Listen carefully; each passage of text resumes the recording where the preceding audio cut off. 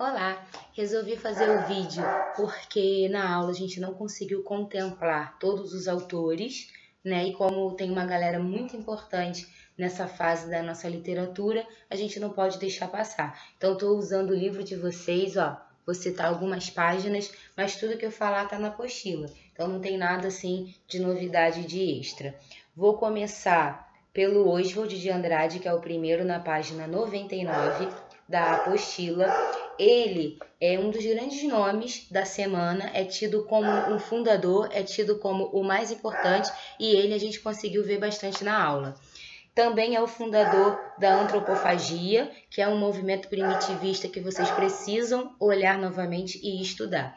Bom, o Oswald, ele como de primeira geração, né, como praticamente a primeira pessoa desse movimento literário, ele é o que mais rompe, né? É o que mais chama atenção. Então, ele é o que tem a poesia mais bombástica, bem para chocar, né? A ideia é esse choque. Então, na segunda coluna da página 99, nós temos uma série, né, de poemas pílulas ou poema minuto, como os poemas dele são chamados por serem curtinhos e rápidos. A gente tem uma sequência e é praticamente uma aula de língua portuguesa que ele dá pra gente, porque vocês já trabalharam esses poemas com certeza em várias provas de língua portuguesa. O capoeira, a gente percebe, né, o uso da língua do que apanhar sordado. A gente tem tanto uma questão social quanto uma questão de fala do interior. Né? Os pronominais é uma aula de próclise e ênclise que ele dá pra gente e usa inclusive isso no título, que é o que vocês precisam começar a perceber e chamar a atenção de vocês, é que na poesia modernista e principalmente no Oswald, a gente tem um complemento de título, é o que eu chamo de efeito circular. A história começa no título, né? Mas a gente só entende o título após término de poema, no caso. A Marina Colasanti, que foi o primeiro livro desse ano da UERJ, ela fez isso também nos contos dela. O título ele tinha essa função circular. Você lia a história e o título fazia o sentido. Então, o título ele abre a história, mas na verdade nesse formato ele faz a conclusão da história. A gente só entende o capoeira quando a gente lê o último verso, né? Pernas e cabeças na calçada. Pernas do movimento do capoeira e cabeças porque morreu, né? Foi decapitado. Pronominais também é o uso dos pronomes e o vício na fala. Vício na fala a gente tem uma interpretação mais assim rebuscada, que ele fala assim: para dizerem milho, dizem mil, para melhor, dizem mió, para pior, pior, para telha, dizem teia, para telhado, dizem teiado e vão fazendo telhados. Quando ele fala assim, para dizerem, esses dizerem, quem são eles? Os operários, né? Então ele está se referindo às pessoas do Nordeste, né? A gente tem aí uma porcentagem grande que fez esse movimento, que veio para as grandes cidades, para os grandes centros, lembrando que ele pontua São Paulo, então no caso veio para São Paulo para trabalhar. Então, apesar das pessoas falarem dessa forma, ter essa linguagem, ser a questão do sotaque, elas vão fazendo telhados, ou seja, elas vão trabalhando. Né? A gente, como o topo da sociedade, não está nem aí para elas. Né? Esse que é a grande questão. E ele finaliza com o amor-humor. Né? Então, assim, a ordem do Oswald é a simplicidade. Né? É a poesia de caráter simples, pontuando sempre a linguagem, né? Ele tem essa questão da linguagem e ele quer algo que destrua o tradicional, ele se preocupa. Então ele escreve com a intenção de fazer isso. Não é que por um acaso aconteça, não. Ele escreve com essa ideia de reformular, né? De mostrar uma nova literatura brasileira se apropriando da linguagem. Então, uma nova linguagem literária inspirada na fala do povo e no linguajar cotidiano é a palavra de ordem para Oswald. Depois, na página 100, Mário de Andrade, mas Mário de Andrade é amigo de vocês, né? Pelo Macunaíma que nós vislumbramos na P4, então no final do nosso semestre nós já tivemos um prelúdio do que viria. Então toda aquela loucura do Macunaíma, acho que hoje faz sentido na cabeça de vocês, né? Porque foi uma grande loucura a Semana de Arte Moderna e toda essa primeira geração. Então o Mário de Andrade, sendo apaixonado pela cultura brasileira e grande conhecedor de folclore, foi professor disso, né? Foi, acho que ministro da cultura, coisas assim. Então essa era a área dele. Então ele passou anos pesquisando sobre a nossa cultura e folclore, viajando mesmo, conhecendo na prática os lugares, e ele transforma isso em livro. Só que ele tenta usar de uma maneira comum. Olha o uso cotidiano que a gente estudou lá atrás, fazendo sentido também para Mário de Andrade, né? Então ele vai buscar essa pesquisa, ele vai atrás disso, ele acha importante que a gente conheça, mas assim como o Oswald, ele também traz isso para São Paulo, né? Então isso é levado para São Paulo, todo esse conhecimento plural de Brasil, lembra dos movimentos primitivistas, essa ideia de Brasil central como tema, mas acontece em São Paulo, né? Que isso fique sempre bem pontuado. A gente tem mais uma característica no Mário, que é da paródia, que é uma característica muito importante do modernismo e que funciona até hoje, né? Até hoje a gente consegue sobreviver de uma boa paródia, que é quando ele escreve A Escrava que Não é Isaura. Né? Esse é um ensaio de Mário de Andrade remontando um texto lá atrás do romantismo, que eles gostam também de dar uma zoada no romantismo, eles não zoam só os parnasianos não, tá? Então lá na página 100 e 101 a gente tem trechos aí do Mário, mas eu acho que o Macunaíma, como a gente leu, né, se torna o melhor e maior exemplo. Macunaíma está na página 102 e falam assim total. No próprio Macunaíma, a gente tem essa visão de São Paulo, né? Para onde eles vão? É o grande centro na hora de procurar a Muriactã, né? A pedra. Então tem essa ideia de cheguei na civilização, chegou em São Paulo. E como eu falei em aula, e a gente carioca lá no Rio, curtindo praia, água de coco, e a gente só vivia disso. Na página 103... a gente chega em uma paixão minha, que é Manuel Bandeira, já comentei isso para vocês, né? Então eu tive lá atrás o meu berço poético com os simbolistas e eu me encontro com o Manuel Bandeira, que tem uma escrita até um pouco parecida com os simbólicos, porque ele também vai trabalhar o símbolo, mas ele vai trabalhar o símbolo com uma coisa mais palpável na metáfora, que a gente vai entender melhor e mais do que os simbólicos. Então, ele participa à distância da semana, né? Eu comecei a aula de Semana de Arte Moderna com o poema dele, Os Sapos, mas que não foi lido por ele, porque ele era o dodóizinho, doentinho, ele estava em casa, mas ele foi um dos que morreu mais velho. Mas ele era esse dodóizinho que não podia sair de casa. Tá na página 103, falando um pouquinho do Manuel Bandeira, tá? Então, ele também vai ter esse apego pelo humor, instaurado lá pelo Oswald e toda essa galera. Ele também tem esse humor, porque o modernismo ele vem com essa pegada de humor, mas com um duplo sentido. Aliás, com vários sentidos, não só duplo. Mas eles vêm com essa pegada de humor, primeiro que é para dar um refresco na literatura.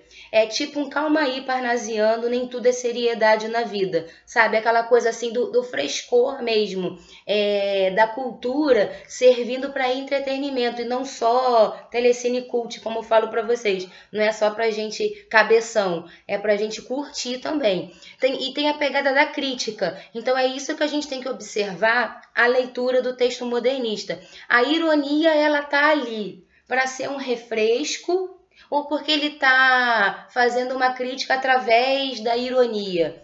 Isso que a gente tem que observar. Muitas das vezes, o Manuel, ele faz essa ironia, ele faz esse humor com ele mesmo, tá? Então, a gente vai chamar isso de uma autobiografia através do pessimismo, muitas das vezes. Então, ele próprio vai se ridicularizar. Pasmem, mas ele fez isso, tá? Ele tem uma poesia diferente desse pessoal de 22. Então a gente vai observar uma escrita completamente diferente da do Oswald, por exemplo, usando aí o Oswald como panorama, né? Bem diferente e ao mesmo tempo mais rica. Eu acho que ele vai ser o cara que nesse momento vai conseguir ser mais plural. Lembrando que ele escreveu Os Sapos, que abre aí a Semana de Arte Moderna, e ele escreve aquele lá do Primeiro Suicídio, que a gente leu em sala também, que é um poema narrativo. Então ele instaura, ele inaugura essa possibilidade. Então ele é um cara bem importante quando a gente para pensar. Na página 103 ele fala autobiografia, fantasia, cotidiano e social. Então ele abarca várias temáticas, ele vai aí explorando. Na página 103 é o último poema que eu gostaria de ler, que é o Desencanto. Olha o tom pessimista dele, olha como é diferente dos simbólicos. Eu faço versos como quem chora, de desalento, de desencanto. Fecha o livro meu, se por agora não tens motivo nenhum de pranto. Olha como ele seleciona os leitores. Não é todo mundo que pode ler o Manuel Bandeira. Quem é que pode ler o Manuel Bandeira? Quem tem motivo de pranto. Então, quem tem motivo para chorar, se tu tá na depressão, se tu tá sofrendo, tu pega o Manuel Bandeira para ler. Então, ele já te alerta que ele não vai contar nada de felizinho. Ele já te alerta que ele vai fazer algo de pessimista. Então, isso remonta muito ao romantismo. O nosso romantismo brasileiro, ele tinha essa mania de abrir o livro contando o final. Tá? Então, Amor de Perdição, tu sabe que o cara vai morrer na primeira página. Aí você dá um de louco, esquece isso, continua lendo, torcendo pela história de amor, e no final o cara morre pela segunda vez e você traumatiza pela segunda vez também, lá da morte do carinha. Na página 104, ele vai falar outros poemas do Manuel Bandeira. O Profundamente, olha a lembrança triste dele, né? Porque aí ele vai lembrar da infância, aí vai lembrar da família, ele tem essa coisa assim de depressão mesmo. Eu acho que quando ele faz aquele texto falando do suicídio, já é muito falando dele. Ele é de Recife, né? Então olha como a tradição, Michone, é pra comer a planta da mamãe não, Macunaíma, acabei de falar pro teu parente. Ó, ele vai falar assim no Profundamente. Quando ontem adormeci, na noite de São João, havia alegria e rumor, estrondos de bombas, luzes de bengala, vozes, cantigas e risos, ao pé das fogueiras acesas. Ele era de Recife. Então, a imagem dele de infância, uma noite de São João, como pra gente é de um carnaval, né? Então, assim, para ele isso é super natural. No meio da noite despertei. Criança geralmente dorme cedo, família continua brincando lá fora, mas aí ele acorda. Não ouvi mais vozes nem risos, apenas balões passavam errantes. Silenciosamente, apenas de vez em quando, o ruído de um bonde cortava o silêncio como um túnel. Onde estavam os que há pouco dançavam, cantavam e riam ao pé das fogueiras acesas? Estavam todos dormindo, estavam todos deitados, dormindo profundamente. Quando eu tinha 6 anos, não pude ver o fim da festa de São João, porque adormeci. Hoje não ouço mais as vozes daquele tempo. Minha avó, meu avô, Totônio Rodrigues, Tomásia, Rosa, onde estão todos eles? Estão todos dormindo. Estão todos deitados, dormindo profundamente. Todos morreram, né? Essa é a grande conclusão. E como ele remonta isso através um pouco da fantasia. Olha como ele já começa a usar isso que a gente tem hoje tão comum na nossa, principalmente filme, para infanto-juvenil. Então, assim, é uma metáfora, que não é dormir coisa nenhuma, né? É o dormir, morrer. Então, ele dá um salto, né? Ele se lembra como criança 6 anos e como adulto hoje. É como se tivesse passado assim no estalar. Ué, mas eu só fechei os olhos para dormir numa noite de São João e agora eu acordei, sei lá, com 20 e poucos anos e não tem mais ninguém. Então, assim, tem esse tom já de fantasia que vai falar no Vou-me embora para passar, Ágada, ainda na página 104. Esse eu não vou ler não, que eu cansei. tá? Mas aí na página 105 tem o interessante, que aí já é ele bem pessimista falando do pneumotórax. Eu nunca entendi o que ele teve direito, mas é uma doença pulmonar. Então ele tem vários textos para tuberculose, para pulmão. Olha como lembra lá o Augusto falando dos vermes lá atrás no simbolismo. Então assim, o simbolismo ele é fonte de inspiração para essa primeira geração de poetas do modernismo. Sim, já estamos em 15 minutos, já estou quase acabando, tá? O pneumotórax na página 105. Olha, parece a música do Arnaldo Antunes, Doenças. Febre, hemoptise, dispneia e suores noturnos. A vida inteira que podia ter sido e que não foi. Tosse, tosse, tosse. Mandou chamar o médico. Diga 33, 33, 33, 33. Respire. O senhor tem uma escavação no pulmão esquerdo e o pulmão direito infiltrado. Então, doutor, não é possível tentar o pneumotórax? Não, a única coisa a fazer é tocar um tango argentino. Tango argentino sempre terminava em morte. Então, é essa a temática. Então, ó, ele lista coisas que ele sentia, com tosse, tosse, tosse, né? Usa aí tipo uma onomatopeia. Manda chamar o médico, que manda falar 33, respire. E após o respire, essa linha de pontilhados é como se ele estivesse respirando de verdade. Então, olha como a gente tem o concretismo. Lembra lá da vanguarda do cubismo? Que eu falei assim, cubismo na versão poema, na versão literatura, na versão escrita, sem ser pintura, remonta a muitos poemas concretos. É quando você dá uma forma, né, para o poema. Aqui ele se utiliza isso. Então, olha o senso de antropofagia. Eu olhei para algo que é moda lá fora, eu olhei para algo que já existe como estética e eu adaptei para a minha realidade. Uma realidade usando onomatopeia e usando essa parte concreta. Então, é um bom uso, não é uma imitação, né? Ele vai falar muito do cotidiano também, de uma forma, assim, exemplar. Não vai ficar banal, não vai ficar chulo, não vai ficar pobre. Olha a Michane. Não dá nem pra enxergar, a bicha preta, né? Mais preta que eu. Dá oi. Olha lá, os alunos da mamãe. Ele vai falar, ó, momento num café. Já começou no título. Quando o enterro passou, vai falar de morte, porque o coitadinho tinha isso, né, de depressão agarrado nele.